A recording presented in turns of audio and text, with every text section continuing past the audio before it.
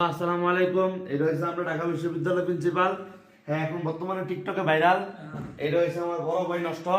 এটা হচ্ছে আমার ছোট না, তুই আমার এটা না ছোট এক্সপিরিয়েন্সে বড়। হ্যাঁ, কি রে কি না করে ঘন্টা না কিটা না বোম্বা জলস্তি।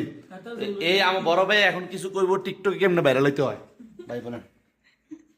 আমার বড় ভাই 106টা লাইক পাইছে একটা ভিডিওতে। ওটা 100টা 108টা লাইক পাইছে টিকটকে। আমার বড় ভাই কিছু করবো